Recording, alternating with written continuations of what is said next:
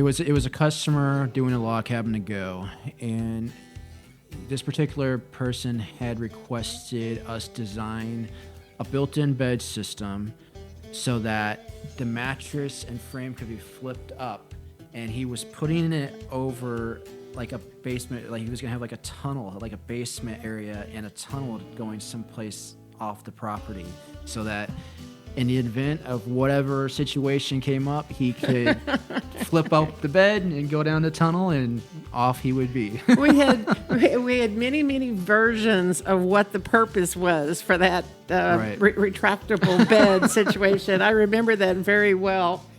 But yes, we get some very unusual requests, don't we? We do. After people hearing that, they should know that we can do just about anything. We can do just about anything, and we're not afraid to do just about anything.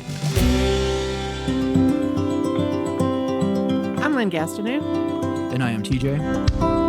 And this is the Acorn Leaf podcast.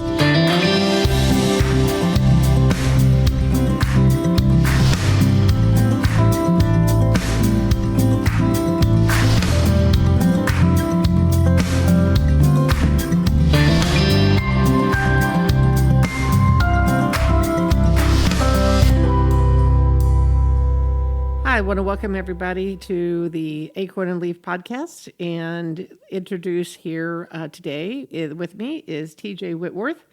TJ has been our designer here at Gastineau Homes for quite a long time. January 26th of next year will be his 19th year in our design department. TJ, it's been a long time we've been working together, hasn't it? It has been a very long time, indeed. We've seen a lot of different things happen over these 19 years, haven't we? We have. Yeah, the houses have changed, and the products have changed, and what people are looking for has changed, and it's really kind of amazing to think back on what all is different now than it was back then. Absolutely. Why don't you give everybody a little background information on you, TJ? I went to school for architecture, and I was looking to become gainfully employed when I stumbled across an article, or actually an ad, for a design position at Gastineau Homes. And I reached out and got an interview, and the interview was great. Everything that was presented to me in the interview was exactly what I was looking for, everything I wanted to be able to do. And I took the job, and I haven't looked back since. It's been an amazing journey here at Gastineau for me. I've been able to do so much in the field of architecture, structural engineering, everything that I probably would not have had the same opportunities to have done in another firm. And the way I've grown design-wise, and all the customers I've met, all the great employees I've been able to work with throughout the years, it's just definitely invaluable. And we've had fun. We've had a lot of fun. Yes, absolutely. Yeah. One thing that I was thinking about, TJ, is the different softwares that we have gone through. When you first started, we were using... When I started here, you guys were using Solid Builder, and I believe you'd been using it for 2 or 3 years. Before that, I believe you guys had used ArchiCAD. Mm-hmm. Yeah, Architreon. Okay. Architreon, okay. yes, Gotcha. yes, a Solid Builder, yeah. And watching the development in the software, that what you can do with the software is an area that has just expanded so much. It's just crazy to me. Yeah, it's been an absolute game changer. Yeah. And you know, I think back when we started, we were doing everything by hand. It was all on paper and paper and pen. So it's really amazing that now we can do walkthroughs and visualize everything and show the customers, and it's just such a game changer. One of the things, and I think you'll agree, is that people think that as far as putting the blueprint into the computer, you're just pushing a few buttons and the blueprints just magically appear. They don't realize that how we have to literally build the house in the CAD system. But let's start at the beginning first, and let's talk about when somebody comes in and they say, we're thinking about building a custom log home or hybrid home or whatever. What do you think are the things that the people need to think about, and what do you think that how the discussion should go, and what the information that we need in order to help them? Well, definitely how the house is going to be used. How are they going to live in it? What are the most important features for them? And this can vary greatly. I mean, it can vary from a specific space in the house that they're going to use the most. Like one of the more recent projects we did, a couple came in, they're chefs, and the most important space in the home for them is the kitchen. And the kitchen is probably at least a fourth of the square footage of the main floor. Other people, it's entertainment. It's, you have people that accessibility features are the most important things for them. Some people, they're downsizing, so they just want something small and cozy. But irregardless of what the person's wanting, most important thing is to kind of have a starting point, a floor plan. And most people that come in here at Gastineau, they have a plan that maybe it's something they've been working on for a while, or it's a plan they found from another company. More often than not, it's one of our own standard plans that they want to make modifications to make it their own. So once we have that and we know how, what's most important for them, it's just a matter of what do they want the house kind of to look and feel like. And we start, and again, there's no end to what you can do with these homes. And especially now that we're kind of entering into the hybrid realm where you can literally make the house look however you want it to look on the outside. You can still make it look like a log home on the inside, make it look completely different on the outside. I mean, there's no end to what you can do. That's right. One of the things I notice is that people have a tendency to either they want a completely custom home or they want to take a standard plan and modify it. Right. And I think that I always tell people that finding the floor plan that you like is the first. If you can find the floor plan, is the most important. Absolutely. And then we can add all the other things that they want, like if Right. they want porches or they want garages or they want just that they should look at finding the floor plan is the most important. Right. I agree. Yeah, absolutely agree. I remember, and you probably do too, the customer that came into us with nothing but a bunch of pictures. I do. You want to talk about that process? Yeah, I do. That was the single most interesting project I've had an opportunity to work on here at GLH. And I remember the day she came in, she had a flash drive, and she had roughly 30 to 40 pictures on it. And none of them, I mean, they were random pictures of different features she had seen throughout however long she'd been looking at magazines and things of that nature. But I remember that day that the most important thing to her was the color of the stain for her beams and stuff and inside of her logs. She wanted to make sure everything was going to have a dark stain. So I had full creative license for that project, which I believe that's probably the only one that's been the case here at GLH where I've had 100% full creative design license. So I remember thinking that day, I was excited to have that. At the same time, I had equal amount of dread because I realized that if I don't come up with something that appeals to them, this could be a very long and drawn-out process, or we could end up losing them as a customer altogether. So I just remember going through the thumb drive, her flash drive, and I remember the picture I saw, for whatever reason, it was just a picture of a see-through fireplace.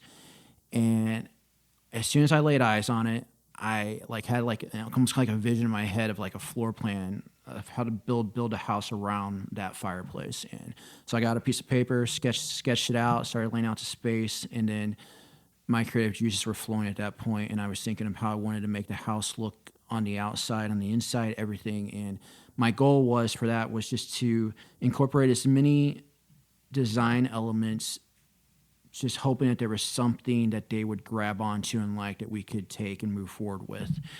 And it took me a week to get the first prelim finished. And when we had the first prelim design meeting, I really didn't know what to expect. And when they came in, they actually loved everything about the design except for one small thing. There was a guest room on the front of the house. They said they didn't have a need for that. We took that off.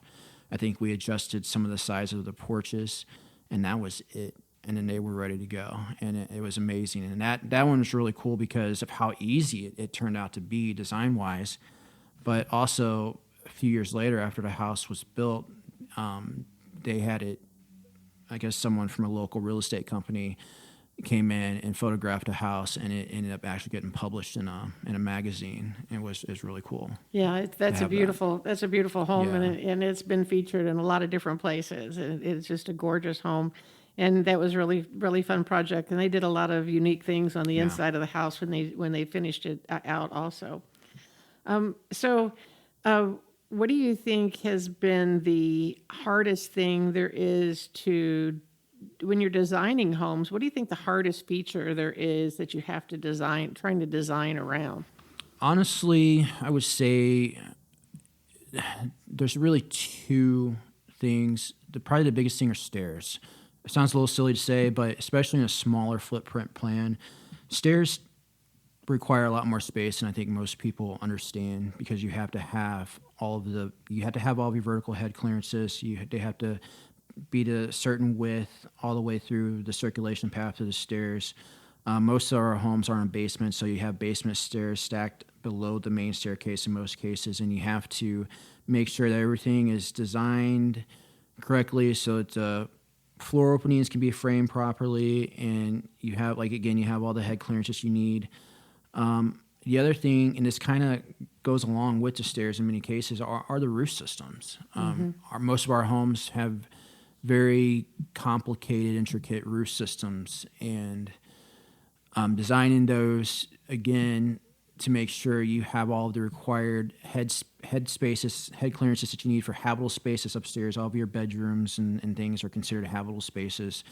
Can be a challenge sometimes, because most of our homes we consider storing a half homes. They're not full 2 stories. So your roof starts at the top of the log wall and goes up, and then most of our homes have bedrooms and lofts and stuff upstairs, so you have to make sure a lot of stuff is designed correctly so you can make those spaces functional, and also so you can structurally engineer and carry the loads down from the roof all the way through the house down to the foundation. That is so true, and I think that our new CAD system, where people can actually see what the house looks like inside, makes such a difference. Absolutely. I know we had a client here just a few months ago that we designed the house for them, but then they really wanted an exposed beam truss in their living room, and the way the house was the roof system worked and the floor plan was there was just, you couldn't put it in there. It wouldn't, Right. There was no place with the roof structure. There was no place for it. So we had to completely redesign the house in order to be able to put that exposed beam truss in Right. that living room. Remember that one? Yeah, I do. And again, that's the difference between, looking just off of a 2-dimensional floor plan and trying to figure out how things are going to work, and then actually be able to show our customers their interior of their spaces so they can actually see us. And they go like, okay, yeah, I understand that now. Yeah. That makes perfect sense. Yeah, I mean, they looked at it and said, this is not what we Right. want. We want, so Absolutely. we were able, so it a lot cheaper to change it on paper than it is really not on paper anymore, is it? No, yeah. Really, it's a lot easier to change it in the design stage Right. than it is to change it when you're out there in the field and realize that it's not going to work. But it turned out really nice. Actually, I think that the house looks amazing. Yeah, I it really turned out like pretty the cool. design, really do. So I think that showing the flexibility of design and what people can do is something that people don't really realize. Sometimes people come to us and they think, well, you got to do it this way, you have to do it that way. But I think that with any of our houses, there's so much flexibility that they can really design the home any way that they want. We've done some other interesting projects. One that comes to mind for me, you remember the Catholic boarding school? Yes, I do. So talk a little bit about that process and what we went through. Yeah, that one was it was definitely a little different because it was outside the boundaries of just a standard home for a family. I remember that one. On the main level, they had their big main room that I think they used for gathering and maybe some services, and then they had a huge commercial style kitchen on the main level. They had a double staircase, went up to a big. I think they use that for It's like a a chapel. music room, like A chapel and a music room. Mm-hmm. music room. And then the most challenging aspect of that was downstairs was where all of the housing was for the boys who were living on the premises. And you had to have all of their rooms and the shower rooms, the bathrooms, everything like that. And it was interesting. It was definitely a little bit outside my wheelhouse, so it was fun to kind of expand my design horizons a little bit working on that project. Well, I think it was such a unique concept of doing. It's a boarding school, small boarding school, where they come and it's on a farm, and not only do they live there, but they take care of the horses and cows, Right. and the whole concept. I thought was just so unique and so interesting, and it was just great to be part of that. And now they have that it's been very successful. And they actually moved all the boys out of the basement out into bunkhouses. And then we had a couple come to us that had a cabin they had bought that was pretty dilapidated. And they were trying to decide whether to remodel it or to tear it down and start from scratch. And they had, we went through a lot of possible concepts on how to remodel it and redesign it. But then they eventually decided to tear it down, and we had to use the existing foundation and build the house that they wanted on top of that foundation. So we've had those types of situations, several times too. You just unique design concepts when you have to figure out how to work with something else you've already existing, pre-existing conditions or something. What do you think about the some of the hybrid homes that we have been doing? What are some of the challenges you see there, or some of the advantages, or some of the fun things that we can do, or very unique things that we can do with the hybrids? I really enjoy working on those. Just the fact that, again, with the hybrid homes, it's really cool. There's just so much you can do from a design perspective to make it look and feel however you want it to look and feel on the inside and on the outside. And it's just, as a designer, it's really enjoyable to work on those types of projects. Yeah, I'm still a diehard log home lover. I believe in log homes over anything else, but I also know that for some people, a log home isn't what they want. That's not what they're looking for. Right. So if they're looking for a totally different type of design, it gives an option. And you can still use solid wood for a lot of the accents with like the exposed beam second story floor systems. You could put in exposed beam trusses. We could even do the log siding on the inside if they, and insert rooms if you just want it in the living room. Which I believe pretty much everyone we've done so far, they've all incorporated those elements. Mm-hmm, so. Mm-hmm. Yeah, and we even did the hybrid log cabin to go. Yeah.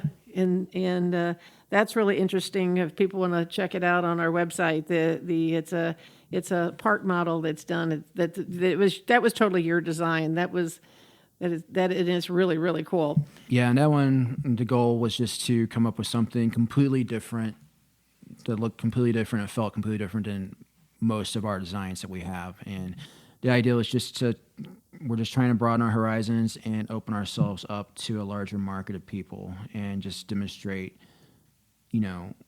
everything that we can actually offer and do for people. Everybody looks at has a house that is on paper, but we have to get that house built. It's got to be something that the builder can put up. Talk a little bit about some of the things that we can provide to the builder or provide during construction that can help the builder build the house properly, understand how the house is supposed to go together. Yeah, I mean, the main thing is the plans themselves. When we do our final plans, that's when we do all of the framing, the foundation. That's when we get to all the technical design stuff, all the structural stuff. So the more information and the more detailed we are on all of our plans, our building sections, our framing plans, our standard details, the more information we can give them, the less questions they're going to have, the less chance for making mistakes and costly errors in a field that they're going to be. And another thing is anytime a builder has a question, if they need a little bit more information of what's shown in our plans, and I do believe we provide a great deal of information detail in our plans, they can call up, and they have occasionally, and they've asked for just a certain view or something of a certain aspect of the structure, and I can literally pull it up, and I can create the view, and I can slap whatever information I need to on it and email it to them as a PDF PDF format out to their phone or tablet in the field, and they have it, which is really valuable. But again, the most important thing is all the information and the detail that we have in our plans, our construction documents. And the reason that we have all that information in the plans is because of the program that we use, and the fact that the every 2x4, every log is literally drawn and built into the plan. You actually build the house as you are designing it. Explain to everybody a little bit how that works. Yeah, everything, just what Lynn said. I literally build every house full scale 3-dimensionally in the software. I mean, the only thing missing are screws and glue. Everything else is every framing member, every beam, most of the structural hangers and all that kind of stuff. It's all in there. And the reason for that is that we want to ensure that our plans are accurate and correct, and they're properly structurally engineered and architecturally designed. And that's really the only way of doing it. And I know throughout the years here, especially in my earlier years here, there were times where we would get plans that customers had gone to an architectural firm and spent months and months and months getting a set of plans drawn up just to come here, and I look at it and I start doing what I do and quickly realize, what they had drawn wasn't correct, wasn't going to work. So doing it, and I think most people probably do three-dimensionally and everything like I do now, but it just ensures that everything is correct. And you can still make mistakes. You have to know as a designer, you have to know what you're doing. You have to know how everything has to go together. You have to understand all those elements, those concepts for the plans to still be correct. But there's a lot more engineering and structure that goes into doing a set of 3D blueprints than there is for someone who sits down and just draws out a floor plan, or like the guys used to do it, where they would just, like I said, pen and paper. Right. It's easy to make it look pretty on paper, but it make it be structural. I'll never forget the one set of plans that we got from a designer, and if they had tried to walk up the way it was designed, if we tried to walk up the steps, you would have been bent over at the waist, or you wouldn't be able to get to the second floor,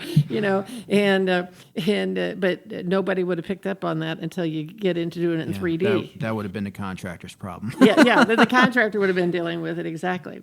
One thing we kind of skipped over, and I need to go back and talk about, is the preliminary design process. If you want to explain to people like how we do that, here, and the steps that we go through with the clients. Yeah. So we initially there's a meeting, and that's when kind of what we addressed before. We find out what they're looking for.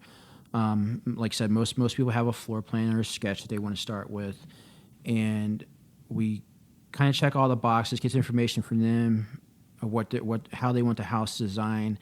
And basically, when I start on a project, I'm starting from scratch in a lot of cases. Sometimes it's making revisions to a standard plan of ours, but in a lot of cases, it's starting kind of from scratch. And I build everything in the software. I use Revit, and everything's 3-dimensional, and everything's the same. I make sure all the spaces reflect all the architectural codes and guidelines.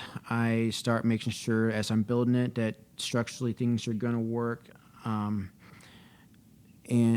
essentially, basically, we get the entire model done, and it's fully finished. It's the model that all the renderings, all the walkthroughs are made off of, and their floor plans are generated from. So for preliminary plans, what the customer gets and what they see on their end are the exterior perspectives drawings, the elevations, the first, second floor plans, the basement plan if they have it, and a door and window schedule. There's no framing plans, building sections, any of that kind of technical information. That stuff is saved until we move on to finals. But it's really more of I'm doing everything. I'm checking all the boxes, so I make sure that everything is ready to go. If they say we love it, I can do the structural analysis and get it going. But For them, it's more of visualization. They need to see what it's going to look like. They need to make sure that the spaces are the way they want it.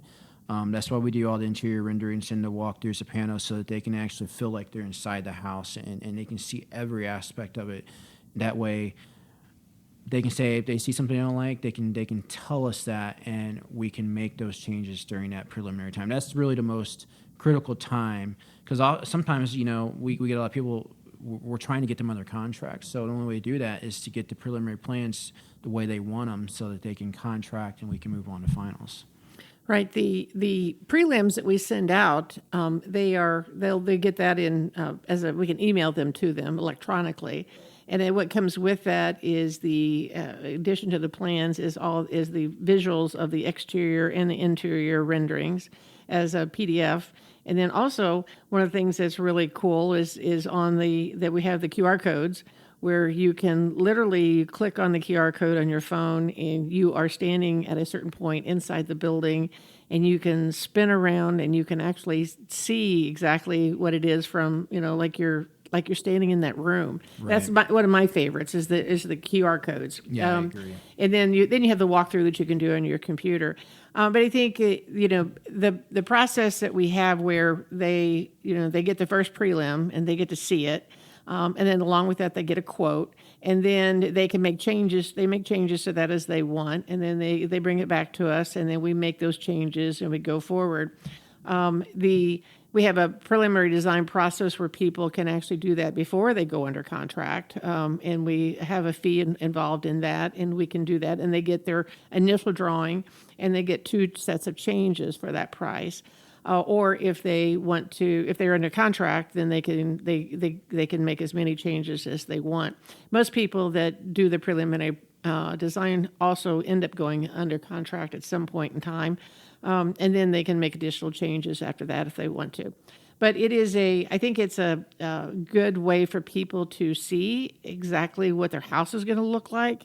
Yeah, absolutely. Because I always say we don't. What we're selling is an intangible. It's a dream of what the people want. They can't. It's not like you go buy a car and you see the car. With this, you don't know exactly what it's going to look like when you get finished because it's all on paper. And this gives people an idea a way to be able to really see exactly what the house is gonna look like, right. Which I think is just phenomenal. Some of the other people that we have done projects with over the years, those plans have turned into standard plans too. We have sometimes we've had customers, we've had a plan that we've done that's a custom design that we say, this is a really good plan. We think other people would like that too. And then sometimes we have people that have some very unique circumstances. For example, I was thinking about the gentleman that built the house looking out over the Mississippi River up on the bluff. That was that when he designing that was kind of a unique design. Yeah, absolutely. Because it had to be the point that the part of the house that to fit onto the property had to be specifically designed in a certain way. And I think that's also something else that people, when they come to us, if they have their property already, understanding like where the road's going to be coming in.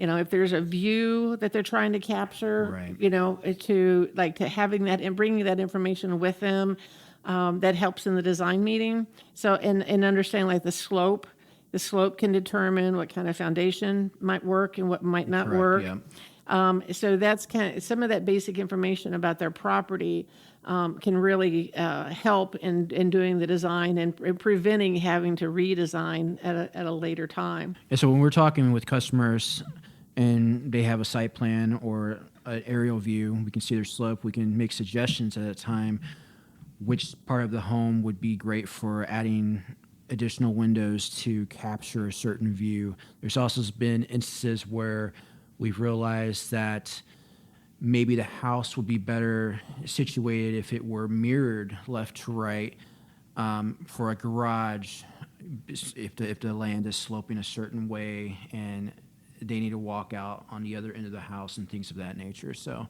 obviously having those things, the more information we have in that regard, the better. We get a lot of questions about foundation, about what is the best foundation to use and what type of foundation.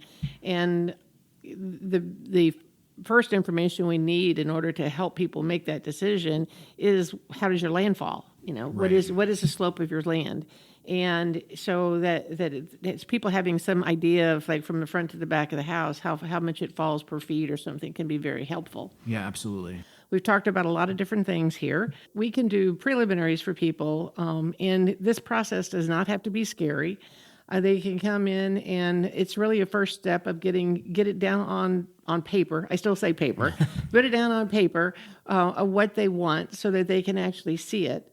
And with your expertise, the people know that not only is it going to be designed correctly, but it also structurally the home is going to be designed properly also, which is extremely important. And that you've got the 19 years of experience in doing this, and there's probably nothing somebody has not brought to you to try to design that you've not had to tackle.